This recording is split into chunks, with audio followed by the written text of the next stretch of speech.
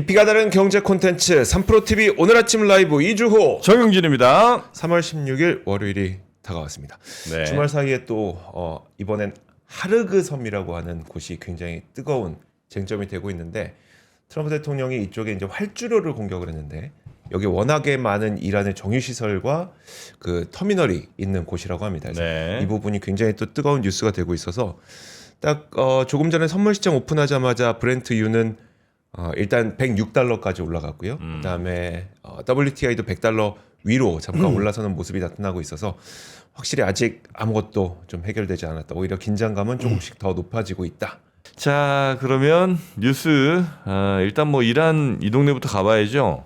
그 뉴욕 증시 마감 상황부터 살펴보겠습니다. 다우존스는 그 0.26% 하락했고요. 나스닥은 0.93%, S&P 500은 0.61% 하락했습니다. 장 초반에는 상승 출발을 했는데요. 이게 그 이란 전쟁이 좀 더 격화되는 모습을 좀 보이면서 좀 하락세로 돌아섰습니다. 근데 사실 그 미국 증시는 그 이란 뉴스에 대한 반응이 좀 덜해요. 네. 근데 사실 이 정도 뉴스가 나왔으면 우리나라는 훨씬 더 큰 영향을 받을 것으로 좀 보입니다. 그래서 오늘 장은 좀 아무래도 좀 부담이 있지 않을까라는 생각이 좀 들고요. 경제지표들을 보면은 4분기 잠정치가 전분기 대비 연율 환산으로 0.7% 증가하는 데 그쳤습니다. 전망치가 1.4% 상승이었거든요. 네. 근데 0.7%밖에 안 됐으니까 거의 한 반토막 난 거죠. 그러니까 근데 요즘에 미국 통계가 되게 예상과 빗나가는 경우가 네. 굉장히 많습니다. 그것도 조금 빗나가는 게 아니라 좀 큰 폭으로 빗나가는 일들이 좀 있어서 이것도 확정치가 어떻게 나오는지는 좀 지켜봐야 될 것 같고요.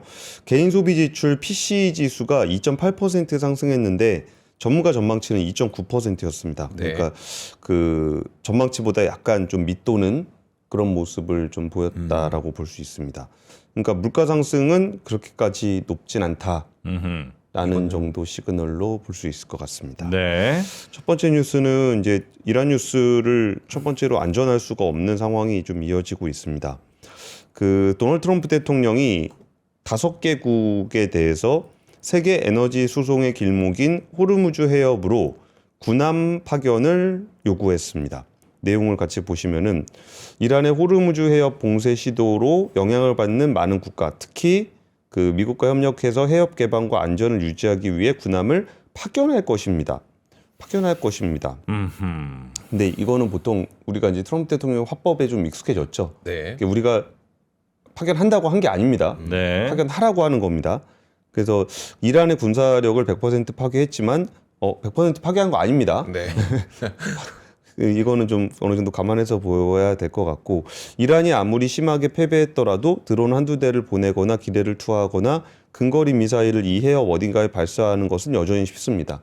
근데 사실 이게 주는 메시지가 있습니다. 그러니까 이란이 군사력이 엄청나게 남아있지 않는다고 하더라도 거기다 기뢰를 뿌리거나 드론을 보내는 것만으로도 거기에 상업적인 유조선들이 굉장히 큰 위협을 받을 수 있다는 얘기입니다. 예. 그러니까 중국, 프랑스, 일본, 한국, 영국 요 5개국에 대해서 인위적으로 제약을 받는 국가들이 이 지역에 함정을 파견해 완전히 무력화된 이란의 위협으로부터 호르무즈 해협을 해방시키기를 바랍니다. 여기서는 이제 바랍니다라는 네. 표현을 또 썼죠. 그래서 미국은 해안선을 집중 포격하고 이란의 선박과 보트를 계속 격침시킬 것입니다. 그러니까 요 부분에서 약간의 그 뉘앙스를 찾는 거예요. 그러니까 호르무즈 해협에 지나가는 유조선에 대한 보호는 요 5개국이 하고 미국은 해안선을 집중 폭격하고 이란의 선박 보트를 계속해서 격침시킬 것이다. 요거를 좀 많은 분들이 좀 주목을 하고 있는 것 같습니다. 네. 그러니까 미군은 지금 유조선 호위에 집중하는 것이 아니라 이란을 공격하는 데 집중하고 네. 그 나머지 유조선들을 호위하는 부분들을 좀 5개국에 좀 해달라라는 얘기로 해석을 좀 하고 있습니다. 네. 근데 이 트럼프 대통령의 그 발언들은 언제나 이게 진짜 정보를 바탕으로 해서 뉘앙스를 주는 건지, 그러니까 일단 신뢰할 수 있는 대통령이 이렇게 얘기를 한 거면은 네. 좀 말없이 작전을 분리하자라고 볼 수 있어요. 네. 그러니까 서로 작전을 짜고 하는 게 아니고 그러니까 작전을 짜고 하게 되면 이란이 그럼 여기도 적대국이냐 그래가지고 이제 공격할 수도 있잖아요. 네. 근데 이거를 분리를 해서 그러니까 예를 들어서 청해부대가 갈 때도 이전에 청해부대가 뭐 그런 일 한번 겪은 적이 있었는데 미국이랑 같이 하는 게 아니라 네. 한국배 구하러 왔어요. 우리는 이란하고 전쟁을 하러 온 게 아니라 한국배를 구하러 온 겁니다. 네. 라고 이제 하려면 미국하고 짜고 하면 안 되잖아요. 그렇죠. 그러니까 공식적으로 짜고 하진 않는데 독자적인 작전을 수행하는 방식으로 접근하는 네. 그런 시나리오가 좀 있습니다. 그러니까 이전에도 청해부대가 저기 그 후티 반군 때 그때 갔을 때도 우리는 뭐 미국이랑 같이 작전하러 뭐 사우디랑 같이 작전하러 온 게 아니고요. 우리 배 지키려고 간 거예요. 네. 그런 식으로 좀 얘기를 했었거든요. 그래서 근데 이게 트럼프 대통령의 얘기가 이제 좀 그런 것들을 염두에 두고 한 것이냐 뭐라고 본다면은 사실 이전에까지 트럼프 대통령의 패턴을 보면은 그렇게 디테일한 걸 염두에 두고 한 것 같지는 않습니다. 하지만 이 메시지를 받아서 이제 행동을 해야 되는 사람들 입장에서는 이제 그런 부분들을 한번 생각해 볼 수 있는 그런 게 되겠죠. 일단 프랑스 같은 경우는 이전에 그 키프로스를 방문한 자리에서 그 방어적인 호위 임무를 수립하는 과정이다. 이는 유럽과 비유럽 국가가 함께 준비해야 된다라고 얘기를 한 적이 있습니다. 네. 키프로스는 나토 국가, 나토 지역이고요. 거기에 그 미군 기지를 비롯해서 나토군이 있는 지역입니다. 그래서 준비를 하고 있다라는 얘기를 했었고, 영국 같은 경우도 그 다양한 선택지들을 우리의 동맹국 및 파트너들과 논의하고 있다라고 네. 얘기를 해서 군함 파견 요구에 뭐 직접적으로 대답을 한 건 아니지만 뭐 갈 준비를 하고 있다라고 해서 약간 좀 행동을 보여주는 그런 태도를 보이고 있고요. 한국 같은 경우는 이제 공식적으로 접근된 건 없다라고 좀 얘기를 하면서 그 한미 간에 긴밀하게 소통하고 신중히 검토해 판단해 나가겠다. 이런 좀 얘기를 하고 있습니다. 그러면서 이제 우리 국민의 보호와 에너지 수송로 뭐 이런 부분들을 우리가 좀 고민하고 있는 게 있고요. 중국 같은 경우는 적대적 행위를 중단하라라는 얘기를 먼저 했습니다. 그러니까 둘이 안 싸워야 갈 거야라고 해서 즉각적인 파병에 대해서는 좀 선을 그었습니다. 근데 사실 트럼프 대통령의 요구가 묘하죠. 그러니까 해협의 혜택을 받는 국가가 군함을 보내야 한다라는 얘기인데 네. 사실 미국은 그 호르무즈 해협을 건너는 원유 공급을 거의 받지 않고 있습니다. 근데 나머지 국가들 뭐 한국, 일본, 인도, 중국이 이쪽 호르무즈 해협에 있는 그 원유를 수입하고 있는데 그러니까 해협의 혜택을 받는 국가가 군함을 보내야 한다라는 트럼프 대통령의 말은 일견 네. 일리가 있습니다. 근데 호르무즈 해협이 이렇게 된 부분들을 누가 그랬냐? 누가 그랬냐? 그러면 미국에서 먼저 폭격을 한 거잖아요. 우리가 하라 그런 건 아니잖아요. 네. 그래서 그런 부분들이 좀 굉장히 딜레마적인 상황이고요. 네. 그리고 그에 앞서서 그 어디입니까? 잠시만요. 그 미국이 이렇게 좀 더 격해졌던 이유가 하르그 섬을 집중 타겟을 한 것, 그리고 그에 대한 보복으로 이란이 호르무즈 해협을 우회하는 UAE의 푸자이라를 공격한 일이 네. 있었습니다. 이게 굉장히 큰 이벤트였거든요. 네. 보시면은 하르그 섬이 여기입니다. 보시면 여기가 하르그 섬인데요. 여기가 어떤 지역이냐면은 이렇게 생겼습니다. 조금 키워볼까요? 네. 여기가 부두고요.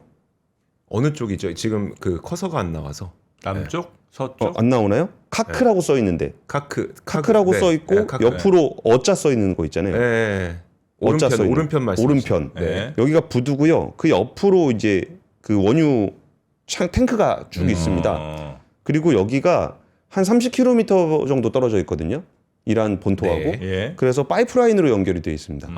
그리고 섬이. 요 옆에 바다가 깊어요. 네. 네. 그래서 유조선들이 접안할 수 있도록 돼 있어가지고 이란 원유의 90%가 이 섬을 통해서 나갑니다. 네. 굉장히 중요한 섬입니다. 예. 그래서 이 섬은 처음에 그 원유를 개발했을 때부터 여기가 주요 통로였습니다. 그래갖고 처음에 그 뭐 미국이나 유럽이나 영국이나 이런 데들이 합작 회사 만들 때도 여기였고, 네. 그래서 제일 먼저 이란이 국유화를 했던 지역도 이 지역입니다. 그러니까 여기를 공격한다라는 거는 진짜 끝까지 가자 죽자는 거거든요. 여기를 제대로 공격했었던 거는 정말 그 전쟁 험했던 이란 이라크 전쟁 때. 네. 그때 이라크가 여기를 폭격을 했었습니다. 그리고 그 이란이 반격한 데는 어디냐면은 푸자이라 항구는 여기입니다. 여기가 호르무즈 해협이거든요. 자, 다시 한번 화면 올려주시고. 여기가 호르무즈 해협이고 호르무즈 해협 밖에 있는 아랍에미리트의 항구입니다. 그러니까 여기에 지금 여기 호르무즈 해협 못 들어간 배들 여기 다 들어와 있습니다. 네. 그리고 여기가 그 UAE가 그 파이프라인으로 연결해 놓은 원유 네네네. 그거 나오는 지역입니다. 그러니까 여기는 아랍에미리트 입장에서는 굉장히 중요한 네. 항구인데 반격으로 여기를 이란이 때린 겁니다. 서로 중요한 곳들을 때렸네, 그죠? 예. 네. 근데 원유 지역을 때린 건 아니고 즉 하르그 섬에서도 원유 지역이 아닌 군사 시설을만을 타격했다라는 네. 얘기를 좀 했습니다. 그래서 서로 아주 그냥 아예 끝까지 간 건 아닌데 네. 거의 끝까지 간. 거의 끝까지 간 그런 상황이라고 보시면 될 것 같습니다. 네. 하여튼 뭐 지금 제일 중요한 게 우리 군을 거기에 이제 보내느냐 아니냐 이게 지금 중요한 거잖아요, 그죠? 예, 예. 참 고민입니다. 아니 뭐 어떤 분들은 야 고민할 것도 없이 당연히 보내면 안 되지라고 생각하시는 분들도 계시고 뭐 충분히 그 생각도 이해가 되죠. 예, 예. 우리 전쟁이 아닌데 우리 좀 젊은이들 보내야 되니까.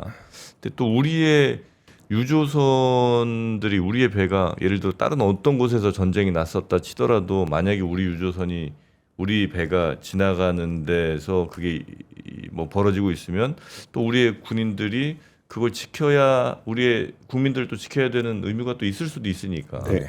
참 고민할 것들이 많은 상황인데 이걸 이제 어떻게 해결을 해야 되나 고민이 좀 크네요 진짜. 예. 자 일단 첫 번째 그리고 뉴스. 요새 뭐 여기 관련해서 가짜 뉴스도 되게 많아가지고 에피소드 하나 좀 네. 전해드리면은 이게 그 네타냐후 총리가 죽은 거 아니냐라는 얘기가 좀 있었습니다. 근데 그 왜 그랬었냐면은 같이 보시면은 이게 네타냐후 총리 X에 올라온 영상인데 손가락이 6개입니다. 하나, 둘, 셋, 넷, 다섯, 여섯. 어디요? 오른쪽 사진에 아, 오른쪽 사진에 오른손, 오른손. 요손. 예. 이게 커서가 안 나오죠 지금. 저 양반의 오른손 예, 예. 그림자 같이 보이기도 하고요. 예, 예. 예. 손가락이 6개입니다. 그래갖고 죽은 거 아니냐는 얘기가 있어갖고 네타냐후 총리가 손가락 5개를 뻗으면서 나 살아있어요를 얘기했습니다. 네. 요즘에 나 살아있어요 얘기하려면 손가락 5개를 냅니다. 네. AI 네. 아닙니다. 네. 그런 일도 있었습니다. 예, 빨리빨리 넘어가겠습니다. 그리고 이제 국회에서 주가 누르기 방지법이 이제 본격적으로 좀 시동을 걸었습니다. 그래서 지금 김남근, 이정문 민주당 의원 등이 자본시장법을 비롯해 정무이소관 법안을 통해 주가 누르기 방지 제도를 준비하고 있다라는 얘기들이 좀 전해지고 있습니다. 사실 주가 누르기 방지법을 가장 먼저 발의한 사람은 더불어민주당의 이소영 의원입니다. 이소영 의원은 PBR이 0.8배를 밑으로 가는 경우에 나중에 상속 증여세를 내게 될 때 그 밑으로 내려간 건 무조건 0.8배라고 하자. 네. 이렇게 얘기를 하고 있습니다.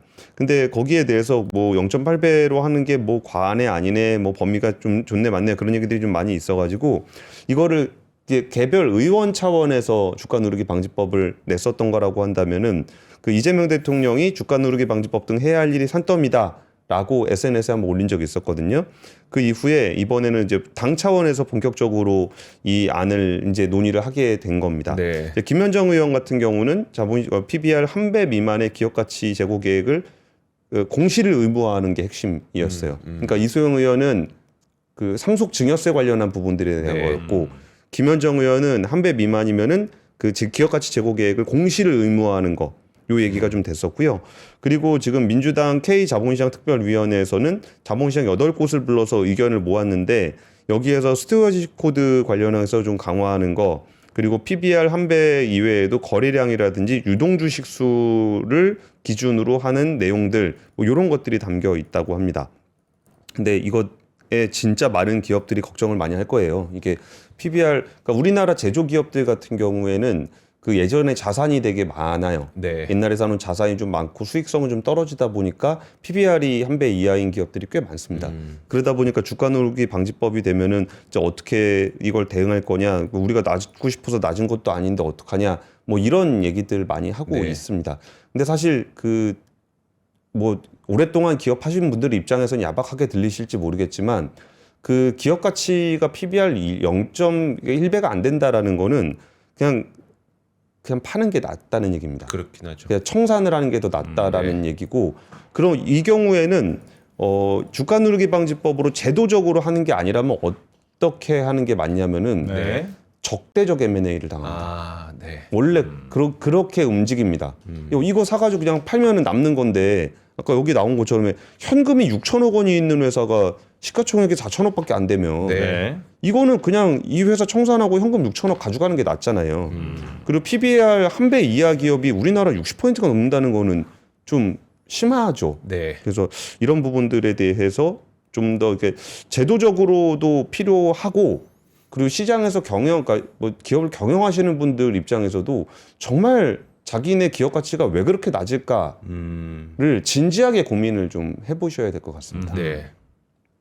자, 세 번째 뉴스도 이건 당연히 이건 하긴 해야 될 것 같아요, 진짜. 아니 회사가 그 정도면 네. 상장을 하면 안 되지. 그러니까 상장 폐지하는 것도 많이 고민하셔야 될 겁니다. 그렇죠. 네. 자, 세 번째 뉴스 갑니다. 세 번째 뉴스는 LG 디스플레이가 TCL에 그 OLED 패널을 공급하게 됐다라는 건데요. TCL이면 중국의 그 디스플레이 짱 회사, TV 짱 회사. TV 짱 회사. 네, TV 하이센스 TCL 이렇게 원탑 투탑 네. 이렇게 되는 회사인데 네. 여기에 그 OLED 모니터를 공급을 하게 됐답니다.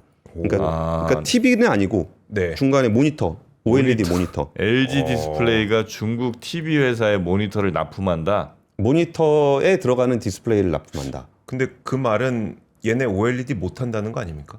그렇죠.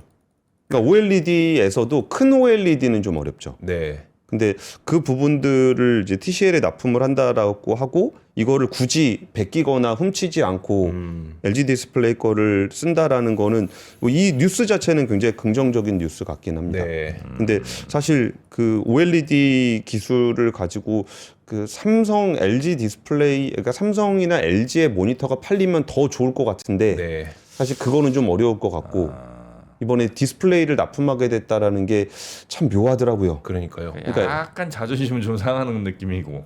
그러니까 이제 팔리게 됐다라는 거는 좋은 건데 네. 그리고 기술력도 이제 안 되니까 우리 거 산 걸 거고. 그렇죠. 근데 이런 식으로 야금야금 해서 결국은 이제 모니터라든지 더 나아가서는 TV까지 먹히는 거 아닌가. 네. 지금 일본 시장 같은 경우는 도시바, 소니, 파나소닉 다 넘어갔거든요, 중국으로. 중국에 넘어갔죠. 미국은, 일본은 남은 TV 회사가 없습니다. 근데 이렇게 하나하나 넘어가는 부분들을 보면서 일단 LG 디스플레이의 기술력 자체가 인정받은 거, 네. 그리고 납품을 하게 되면 이제 실적이 잘 나오겠죠. 그래서 그 부분들에 대해서는 긍정적이나 이제 하나하나 잠식돼 가고 있는 모습들은 여실히 나타나고 있다는 소식까지 전해드렸습니다. 네. 아니, 일본의 뭐 파나소닉이니 뭐 이런 회사들 TV 만들던 회사가 다 그냥 중국 회사로 넘어갔어요. 그러니까 도시바라고 써 있어요. 도시바 TV인데 중국 회사예요 이제. 예, TCL 그러니까 하이센스가 샀습니다. 아 그래요. 근데 브랜드는 쓸 수 있도록 돼 있어가지고 일본 사람들은 자기가 도시바 TV를 샀다고 생각하는데 중국 TV입니다. 아 그래요. 이제 우리 삼성 LG는 아직 좀 있긴 하지만 고급에만 있습니다. 고급에만 일본 시장에서는. 이게 근데 뭐랄까 이 OLED도 그냥 뭐 안 그래도 뜯어봤겠지 자기네들도 사서. 근데 이제 그냥 뜯어보는 거랑 이게 납품을 할 때는 또 그보다는 더 기술 공유 같은 것도 많이 할 거 아니에요. 약간 좀 걱정되긴 하네. 그렇긴 하죠. 네. 네.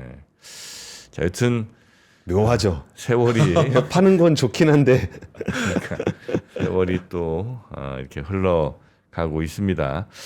아유, 진짜 모니터 한때 TV 진짜 전 세계 씹어먹던 우리나라인데 지금도 1등입니다. 그래요? 네, 1등이긴 한데 이렇게 따라잡히는 속도가 이게 거의 다 지난해 11월인가 TCL한테 한번 역전당한 적이 있었습니다. 대수 기준으로는 이미 잡히지 않았을까? 대수 기준으로는 잡혔죠. 그렇겠죠. 네. 매출 기준으로는 아직 괜찮은데 알겠습니다. 하여튼 이런 산업 변화에 또 우리 열심히 또 적응하고 새로운 쪽으로 또 계속 올라타야죠. 예. 뭐 이거 뭐 아쉬워만 한다고 될 문제는 아닌 것 같고. 네. 자, 여튼 저는 오늘 여기까지 하겠습니다. 일단 빨리 네. 올라가시고. 네, 네. 고생 많으셨고 또 이따 청와대도 가셔야 되잖아요. 네, 청와대 가야 돼요. 네. 네. 고생 많으셨습니다. 고맙습니다. 예, 감사합니다. 네. 아유, 중국이 참 뭐 이런저런 거 많이 따라왔습니다. 그러나 따라올 수 없는 부분도 있죠. 뭘까요? 일단은 경복궁의 도시락 맛. 요거는 따라오기 어렵고 앞으로도 아마 어렵다고 봐야 되겠죠. 쉽지 않을 겁니다. 네. 경복궁이라고 아주 유명한 네. 식당 체인 있잖아요. 그렇죠. 네. 거기서 도시락을 그러니까 점심, 아침 뭐 이렇게 먹기 좋은 도시락을 이제 집에서 그냥 간단하게 돌려 먹을 수 있는 네. 렌지에 돌려 먹을 수 있는 이런 걸 내놨는데 요거는 지금 보니까 메뉴가 여러 가지입니다. 네. 우렁 강된장 도시락이 있고요. 그러니까 오징어 제육 도시락이 있고요. 찜닭 덮밥 도시락이 세 종류가 있고요. 저희가 오늘 이렇게 모아봤습니다. 세 가지를. 우렁 강된장도 드셔보고 싶고, 그게 우렁 강된장이죠. 이게 우렁 강된장. 오징어 제육도 먹어보고 싶고, 제가 먹은 게 오징어 제육. 네, 찜닭 덮밥도 먹어보고 싶은데 각자 사시면 좀 그러니까 저희가 한 군데 한번 싹 모아봤습니다. 그래서 4팩, 2팩, 2팩에서 총 8팩을 여러분들께 제공을 해드리게 되고요. 그리고 이 8팩 다 합쳐서 39,800원이니까 한 팩에 그러니까 1인분에 한 5,000원이 안 돼요. 이거는 편의점 도시락보다 좀 싼 수준입니다. 요즘에 편의점 도시락도 이게 좀 반찬 여러 개 해놓으면 거의 7,000원 이 정도까지 그렇지. 올라가거든요. 많이 드셔보셨죠? 많이 먹죠 저는. 네, 그거보다도 싸게 저희가 한번 만들어봤습니다. 네, 뭐 우리가 만든 건 아니고 경복궁이 그러니까. 이제 경복궁이, 만들었는데 네, 가격을 아주 후려쳐서 갖고 왔습니다. 네, 자 그래서 이 곤드레 나물밥이라거나 이 있잖아요. 네. 그냥 밥이 아니고 네, 곤드레 나물 같은 거 있는 그런 솥밥에 그냥 전자레인지 4분만 딱 돌리시면 끝입니다. 더 맛있게 드시려면 3분 돌리고 다시 잠깐 위치 바꿔서 1분 더 돌리시면 네, 그렇게 먹으면 더 맛있습니다. 전자레인지 제가 워낙 많이 우렁 강된장인데 우렁이 잘 씹히네요, 진짜. 목이 메었어 또. 아니, 매운 게 넘어갔어. 그렇게 매워요? 아니. 맵던데. 귀도로 뭐가 좀 들어갔구나. 네. 참 문제입니다. 자, 여튼 경복궁 도시락 8팩이 갑니다. 네. 39,800원으로 한 팩당 5,000원 안쪽에 구매하실 수 있는 경복궁 도시락. 여기 원래 경복궁이 그 상견례 많이 하는 뭐 그런 곳인데, 네, 그렇게 경복궁 도시락으로 맛있게 드시면 되겠고요. 예. 뭐 양 말씀하시는데 양이 아주 많은 편은 아니에요. 요즘에 밥 같은 거 많이 안 드시지 않나? 그렇죠. 예. 예전부터 저도 예전에 진짜 밥 많이 먹었거든요. 네네. 근데 확실히 저는 좀 줄었어. 밥량이 좀 줄었고. 밥보다 반찬으로 좀 이렇게 좀 채워야죠. 네. 자, 그리고 혼자 혼밥할 때는 또 스마트폰으로 저 영화 리뷰 같은 거 보면서 네. 혼밥하면 최고잖아요. 네. 한 15분짜리 리뷰 뭐 이런 거 딱 보면 네, 밥 먹을 때 꿀잼입니다. 네. 네, 그런 거 보시면서 전직 특수요원들 자기 가족 건들면 어떻게 되는지 아시죠? 그렇죠. 개를 건드려도 안 됩니다. 뭔 놈인데 그런 영화가 그렇게 많아? 전직 특수요원이야 죄다 직원들 저 뭐 주인공들이 와 하여튼 뭐 그런 영화들 한 15분짜리 이렇게 리뷰 보시면서 혼자 밥 드신다는데 거기에 스피커는 바로 블루투스 이어폰으로. 블루투스 이어폰으로 블리츠죠. 네. 네, 블리츠. 워낙 여기 뭐 이런 스마트폰 저 헤드셋이라든지 아니면 이런 이어폰에 강한 강자죠 브리츠. 네. 블루투스 6.0 최초로 지금 3만 원대 저희가 가격을 한번 준비를 해봤고요. 2026년 2월 출시한 최신형 이어폰입니다. 주변 소리가 이게 이제 오픈형 설계가 좋은 게 네. 걸어 다니면서 들을 때 그렇죠. 아니면 네. 버스 같은 데서 뭐 이제 다음 정류장 이거 네. 안내 들어야 되잖아요. 맞아요. 네. 근데 그거를 그냥 다 인이어 쪽으로 막아버리면 안 들릴 수 있잖아요. 네. 이건 주변 소리까지 다 들리는 오픈형 설계입니다. 예, 길을 걸어 다니실 때도 안전하게 다니실 수 있고요. 또 고막 손상도 거의 되지 않고 네. 또 이게 귀에 염증 생기는 분들이 있어요. 맞아요. 인이어를 끼면 맞아요. 네. 네, 그런 거 쓰지 마시고 오픈형으로 쓰시면 오픈형인데 근데 노이즈 캔슬링이 되네요. 그렇습니다. 노이즈 캔슬링의 원리는 간단해요. 노이즈가 오는 것을 정확하게 잡아서 그 음파랑 반대 음파를 쏴주는 상쇄. 거거든요. 네, 네, 상쇄해 주는 거거든요. 그거는 뭐 이 오픈형도 가능하다. 네, 자, 특히 비행기 같은 거 타실 때는 네. 꼭 그런 노이즈 캔슬링이 있으면 좋습니다. 네. 자, 그러면 이렇게 두 가지 오늘 도시락과 브리츠 블루투스 이어폰까지 소개해 드렸고요. 필요하신 분들은 영상에 있는 링크 따라 들어가시면 되겠습니다. 자, 그러면 박병창 이사님 이제 얼른 모시고 오늘 시장 걱정하시는 분들 많을 텐데 시장 이야기 바로 시작하겠습니다.